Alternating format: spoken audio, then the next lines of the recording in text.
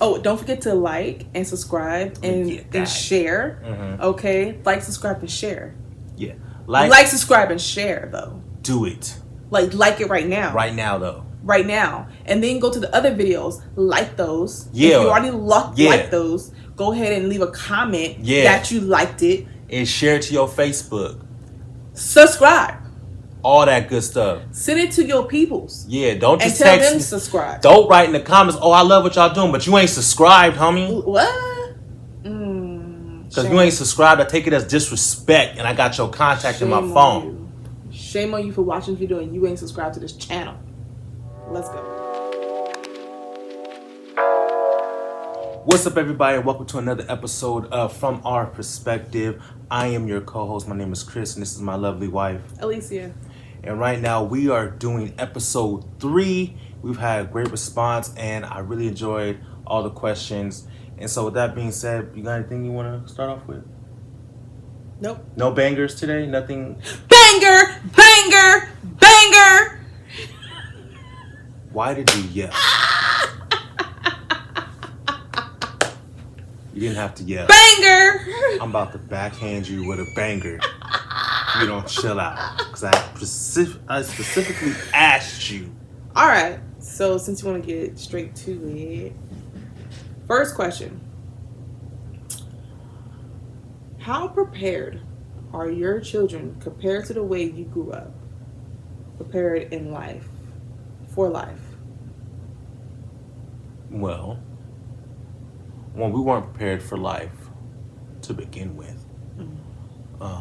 Whereas my children, we did a good job of sheltering them. Because when we had kids young, so it's just go always provide. So they're naive to the way the world works, and they think stuff is because every time they get hungry, they go into the cupboard and there's food. The cupboard, pantry, whatever it is. We don't got a pantry. The cupboard, the cabinet. I just told you I felt a little bougie. I want to use a different word, and here you go. So, they open the fridge, there's food, get in the car, we always got gas in it most times. If not, we putting in gas immediately.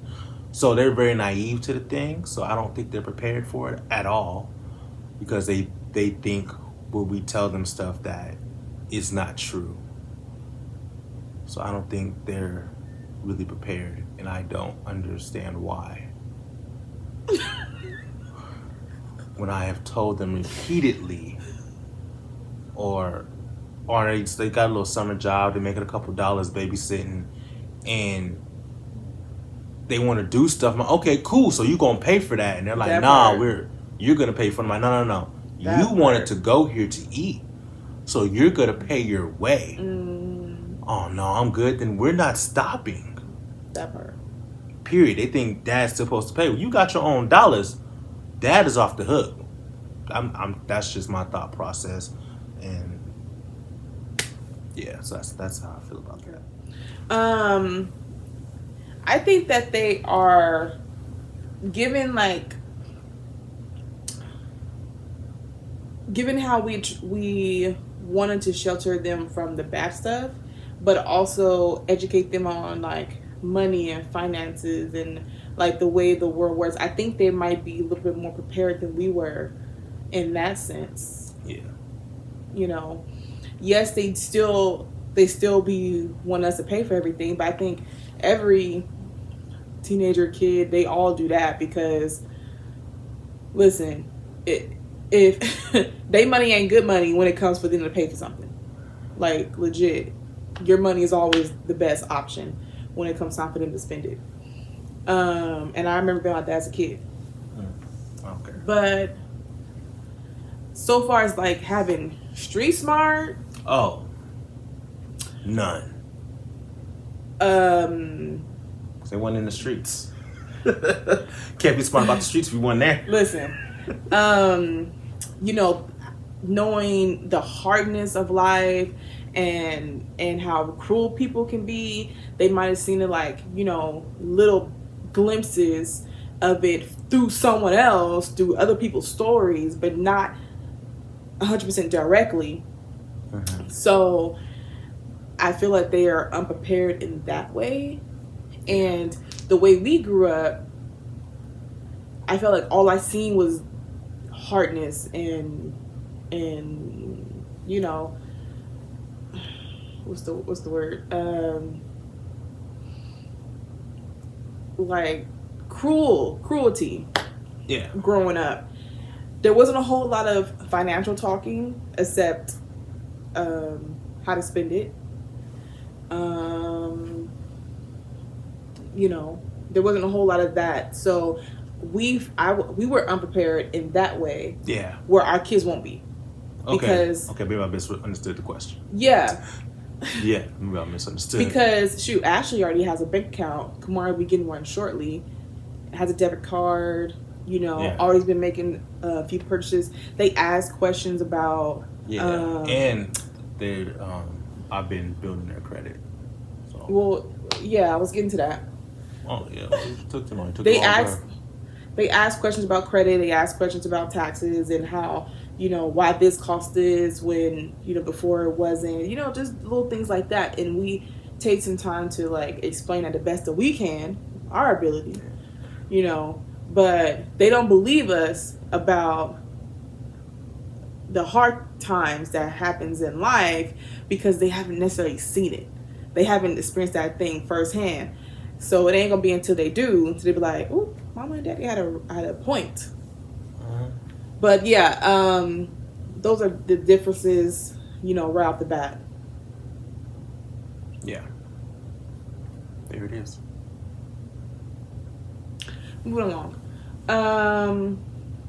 how did your parenting change during the pandemic? It caused me to listen, because before the pandemic I was go. Well, actually my kids were never home because it's school, other activities, stuff like that, and I was at work. So now that they're here, always here, it in your face, just there, just there the whole time. I was like, yo, I've never heard you talk this much in your life. I've been raising you your whole life, and now you find your voice. You've been raising them your whole life. Like, now you have a voice, and I'm like, dude. Because, look, let me tell you something about it. Never knew what you sounded like. Listen, before quarantine happened with the kids, as parents, y'all know this, okay? You was only raising your kids about 2 to 4 hours a day. That's the 30, 40 minutes you wake up and get ready for school. You come home from work. It's, you know, have dinner. And y'all get in the shower. Y'all talk a little bit. Y'all go to bed. Start over the next day. Now it's like they're there all day. And most of the times people been working from home because of COVID. So it's like y'all in each other's spaces. And y'all ain't used to seeing y'all kids this much. And so now it causes you to, oh, snaps. I have to learn you all over again. Because before I learned you were tired. You came home from school or football practice, whatever. You only had a few hours up. Now you wake up and you got a bunch of energy because you can't go nowhere. You can't go outside. You can't play with nobody. So they want to play with you. There's only so much Mortal Kombat I can play my kids. Oh my gosh, and game nights. But it just causes us to slow down because like I said, I have a very hard time listening to people or even giving them a chance to explain themselves. So I wasn't giving my kids a chance to talk at all. I already knew these kids talked. Because they don't come talk to him. They come talk to me. They go right past him. Who could be doing nothing. And they come, Mom, let me tell you about this Lego helicopter spaceship thing I just made. Because I just said I didn't give them grace to even explain themselves or talk. You did. Because of the grace you showed, now the annoyance is there. That's the bar. Get on my nerves. I can take that. I don't think my parenting style changed. My parents have changed. Yeah, it did. Yeah, how? It's more of the like do as I say. It's more like, this is why you need to do it. Why don't you want to do it, and getting to the root of it? Yeah, you're more of that, getting to the root of it. Before it was like just how we were raised. Look, do it because I said. But we didn't have time to sit there and talk. Yeah, because it's always on to the next thing. We got to get dinner done. Like, y'all need to take showers. Y'all need to get this homework. Like, I got to go to the store. We got Bible study. Ashley had meetings, football practice. Yeah. All these things, right? Y'all pick him up for work. We didn't have time to just be sitting just talking. But I would do my best with the time that we had. But sitting at home and ain't nowhere to go, and you looking at them and they looking at you, and they asking questions, and you're just like, well, let's engage. Yeah, let's go there. Let's might as well talk about it because we're here. Let's go ahead and dive in deep. And I think for the first few months, the kids wasn't expecting me to like really go there with them, and it was a little took them back. It's like, oh, okay, I'm good. But shoot, they got used to that thing. Oh man, and they was like, all right, let's express our feelings, Mom. And I'm like, damn. Dad, you want some of this? Actually, I'm actually busy. I'm about to be busy. I'm about to be busy doing something. So let's table this for a later time. But yeah, that is something that changed. Knowing now what we know about parenting, will we wait to have kids or keep on the same course?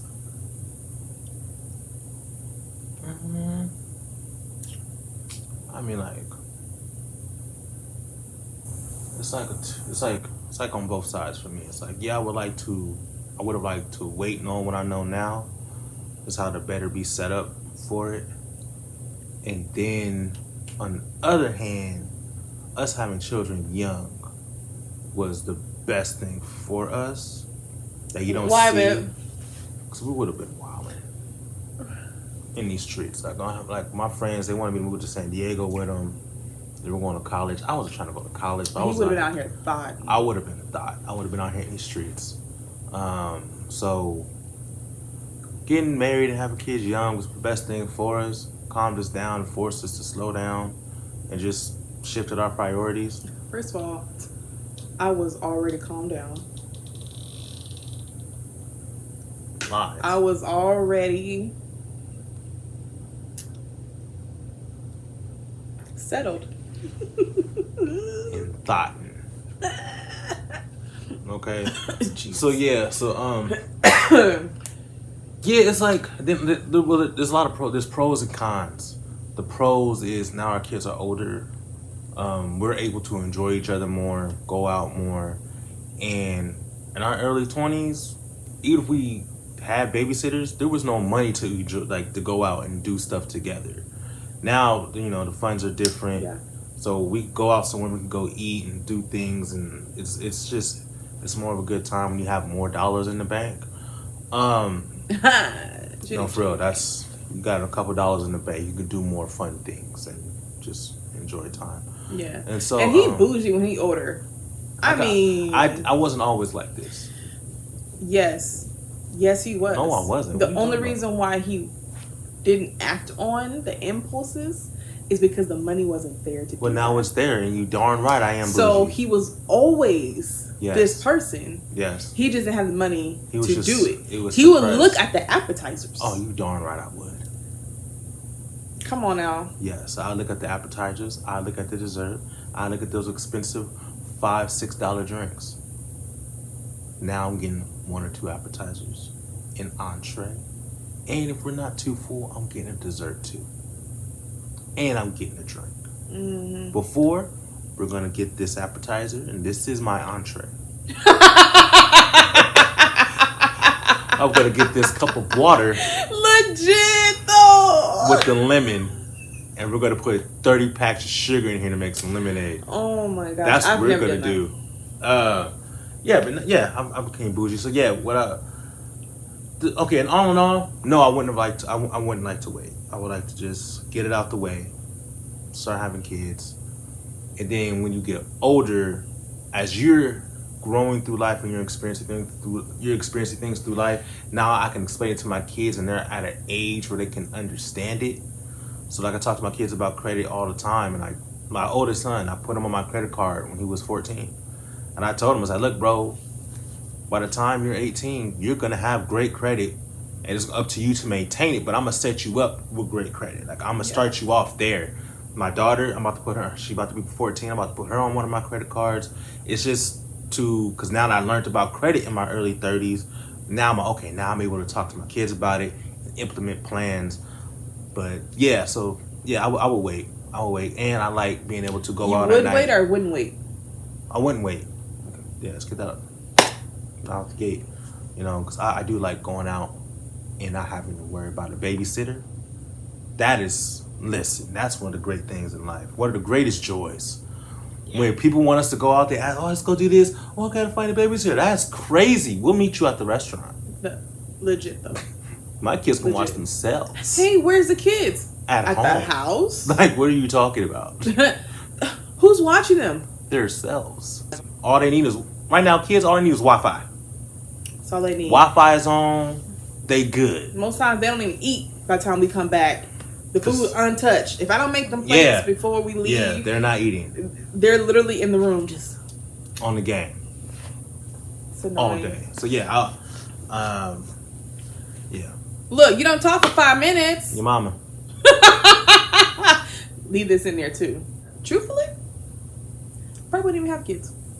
Wow, tell us how you really feel. So you don't love your children? I love them. She doesn't. She wish they were. Love them kids. What's their names? I love them kids. But yeah, truthfully, I probably wouldn't have kids. I don't know. I see a lot of these women out here living the single life. And you want that? No, I mean, like single no kids life. So you want that? Looks kind of litty. They do. Yeah, I mean, they traveling. But they ain't got no husbands. No kids, no husband. They thotting out here in another country. That's what it is. First of all, don't be shaming them, and you don't even know their life. So they got husbands? What I'm saying is, just because they ain't got no husbands, don't mean they out here just giving it up to everybody. I said they giving it up to everybody. You said thotting. What that mean? Thotting don't mean just giving it up. That means you city girls in another country. All real to say it. Give it about it. That's what they doing. That's what they're doing. First of all, up on the water. I'm talking about the classy ones. Okay, let's your sister for example. Okay, she ain't traveling nowhere. She out here living her best life. You don't know what she out here doing. Okay, living her best life. Okay, that's all I'm saying. You know, but she don't see what she be doing. She don't be posting pictures. So how you know? Because she's living her life. You don't know what she doing. No, she at home. Listen. First of all, I don't believe everything I see on social media. So you posting all this and that. She at the house. You done photoshopped yourself up in in Bali. My sister ain't going no damn where. If we did all over again, if there was an option not to have kids, that'd probably be it. But pertaining to the question, it'll be the same course. Yeah. On the same course, because now that my kids are at an age where their comprehension is almost to our level, we can talk to them more about life and things. Okay, I don't, and my patience now versus when I was 20 is a whole lot. It's reverse. I used to have a lot of patience for the kids. I don't have that patience now. So having little kids in my 30s. Oh yeah, that wouldn't work. It would not work for me. No. Now. No. Oh God. I feel like. I didn't think about that. Oh my goodness. Yeah. I have flashbacks. Hold on. Yeah, calm down. It's okay. You know. I felt when I started to have kids, it wasn't should we be doing this? Should we not be doing this? It was just something that you're supposed to do. That's just how everyone had kids. Everyone got with someone and they had kids, right? And so, okay, you have these kids, now you raise them. But now that I'm a little older and I'm like, actually though, but no, like, what about my life though? I want to do stuff. I didn't get to do a lot of stuff that I wanted to do. So now I'm just. Now we're starting to. And the only reason why I would choose to wait is because for our relationship to be stronger. Yeah. In the beginning. Yeah. Because already relationship, kids, marriage, like all like right there. And like less than a calendar year. It doesn't breed the right situation to actively get to know your partner.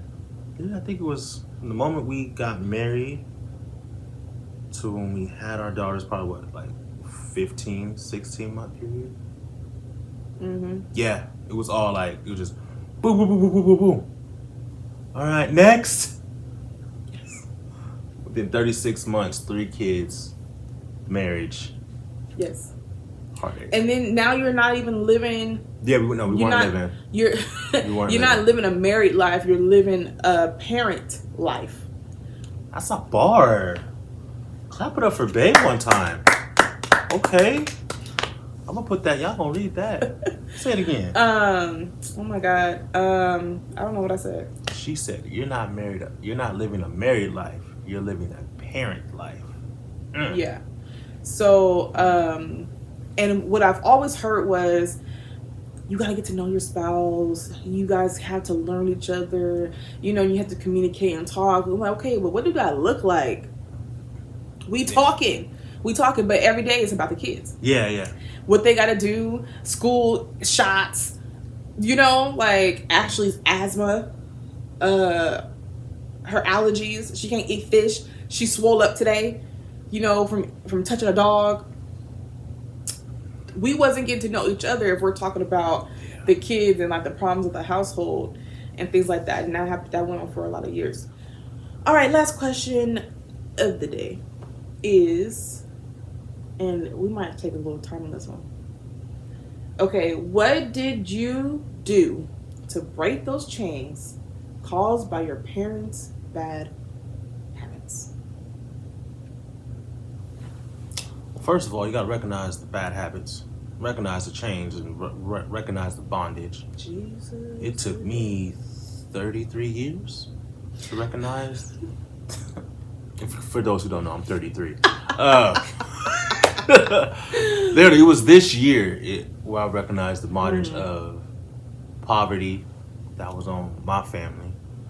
And it was just how you was raised, how you were taught.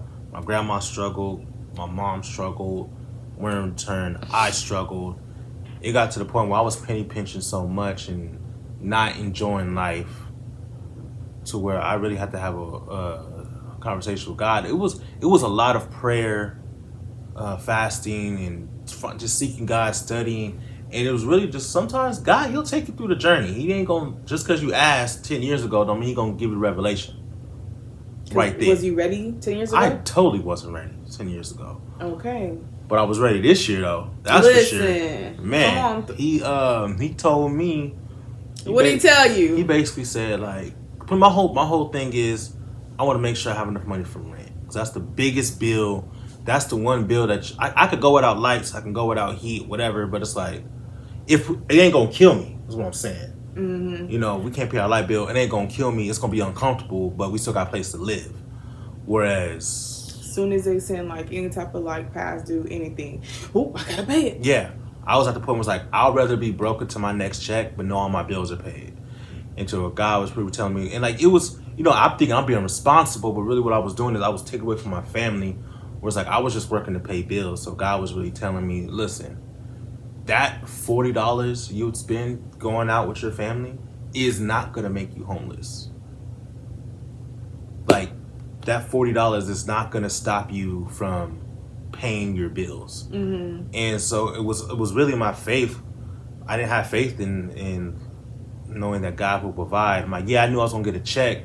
I knew we got money right now to pay these bills, but I didn't have faith in the next week. If I spend this $40, I didn't have faith that God was gonna give me the $40 the next week to do what I had to do. Or $80. Whatever $2. It didn't matter. Like, any dollars. So I just didn't have faith in that. So it was a lot of, first you have to recognize what the bondage is and what the the strongholds and what chains have you bound, and realizing that, and then just listening to the language of people in my family, how they would speak on money, how they would speak on finances. And I was like, yo, y'all have such a, why are y'all talking like this? It was a lot of, oh, I gotta put this up because I don't know what's finna happen, or this money could run up, or this could dry up, and this and this and that. And I'm just like, yo, why are you? And I realized it was the same language I was saying. So I'm like, you know what? Why am I talking like this? God's gonna provide. And literally, I've been liberated. I've been free. She's talking about being bougie. Yes, that extra $10 at dinner. Come on, babe. Oh my gosh! Like, testify. Listen, I'm telling you guys right now. Listen, go do the things you want to do. Like, don't be crazy, like with your finances and stuff. But it's like, if you want to spend $25 on a movie to go see a movie, go see the movie. Like, it's not gonna stop you. Like, God still wants you to live life, not just be a prisoner of the moment and just be such a prisoner to money and your finances and constantly worrying about it. My pastor always say, when's the last time worrying gave you anything more but more worry? Come on, like, he just said that. Yeah, that's why I said it. So just said that Sunday. And I'm like, yeah, why am I worried about this stuff? Getting stressed out, getting headaches, my weight going down because I'm so just stressed and frustrated. It's like, for what? Over $60, $70 that I want to go do something, but I can't go do it because I want to pay my rent. Listen, since that revelation, my rent has always been paid. Bills have been paid. And there's more money in my pocket. I would say one of the bad habits that my parents had was not giving you a chance to explain or, come to them with your feelings, and express your emotions. One of the ways that I was able to break that cycle in our family was doing work on myself, doing counseling, finding the things that triggered me as a kid or like traumatized me as a kid, so that I wouldn't then repeat them to my kids. And so I would sit with my pastora and we would just talk about life, and she would ask me questions and some things, and she would ask me about my relationship with the kids, and at the time it was strained. I felt like there was no respect, there was no real obedience. Like, I don't know, it was I felt like I couldn't get through to them. And so she really just asked me to dig deep and find out, okay, are you repeating some of the same things that you grew up with? And when I started to do that self-work, that was one of the things. I wasn't letting them adequately express themselves and be able to tell me, hey, Mom, what you just said hurt my feelings. I never apologized to them. Oh, never apologize. That wasn't a thing that you don't apologize to kids for. What? Yeah, you said what you said. Yeah. And you just got to deal with it. But they are human beings. Like, they have the exact same feelings and emotions and feelings of being discarded or being unvalued as we as adults have. And so what I didn't want is for them to grow up being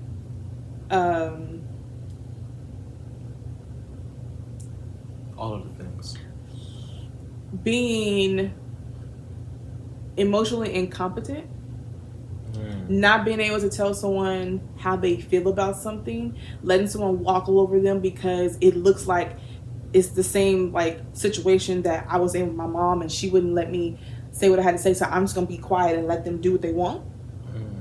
You know what I mean? I didn't want that. So doing that self work, starting to change the way I spoke to them, and letting them like, you know, get it out, even to the point where it's just like they don't want to talk to me. Really, because it's like, Mom, okay, feelings, all right, I gotta get it. Oh my God. I had them know.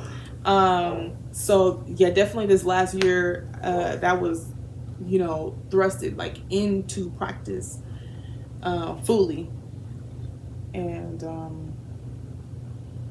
yeah, and lots of prayer. Yeah, that seems to be the key thing. Lots prayer and lots. Prayer. Lots of prayer. Like you said, for working on yourself. I said recognizing the bondage. You said a lot. Yeah, your mama.